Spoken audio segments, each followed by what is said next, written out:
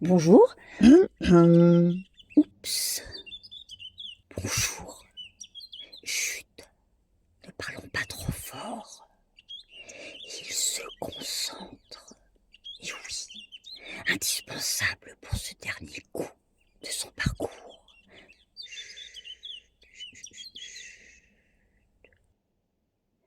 Attention. Voilà son noble geste qui débute et je vais m'envoler. Youpi! Pardon, youpi, youpi. Mais c'est incroyable, il a manqué son coup. Ah, totalement. Il m'a juste frôlé. Impensable. Mais quelle erreur. Est-ce nous qui l'avons dérangé en parlant trop fort? Oh, le voilà qui pleure de dépit. Bon, eh bien, profitons-en pour nous présenter. Je commence? Bien volontiers.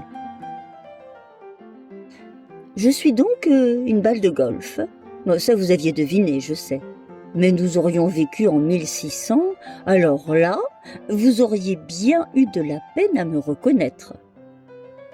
Pourquoi? Ah ben, bien parce que j'étais très très différente alors.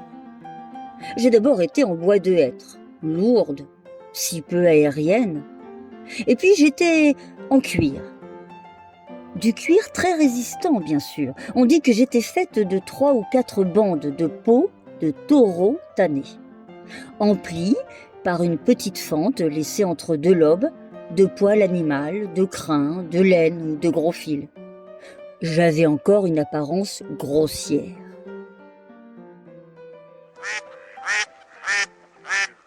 Vers 1630, on me bourrait de plumes de canard au doigt.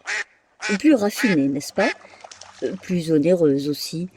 Plus efficaces également. Ces plumes étaient bouillies. Ainsi, ramollissaient et rétrécissaient-elles, pour mieux être introduites dans la pochette de cuir humidifiée. En séchant, la peau se rétractait alors que les plumes prenaient du volume.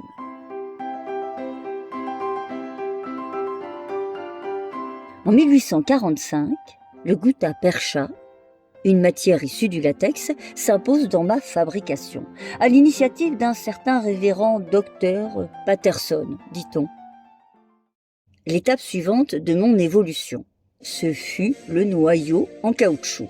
C'est aux États-Unis que excusez-moi, mon anglais est très mauvais, Coburn Haskell eut l'idée d'entourer un noyau central en caoutchouc dur, de la taille d'une bille, de plusieurs épaisseurs d'élastique. En 1910, plus de 150 fabricants me vendaient.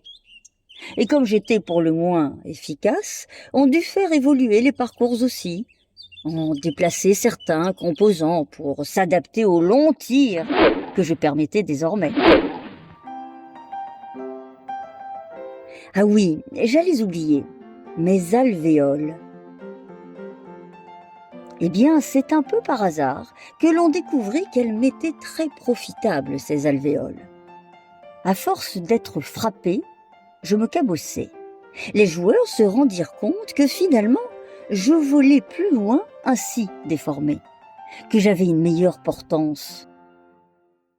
1, 2, 3, 4, 5. Entre 300 et 500, et 336 en moyenne, répartis symétriquement sur ma surface. 110, 120, 121, 122, 123, 124. Depuis 1974, je ne mesure officiellement que 42,67 mm de diamètre et je ne pèse que 45,93 grammes.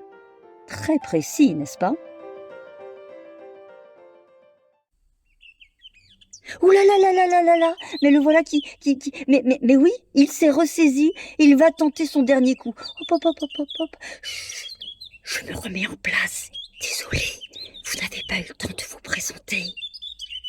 Chut! Ouh là là là là là! Ça y est, c'est bon, je vais m'envoler!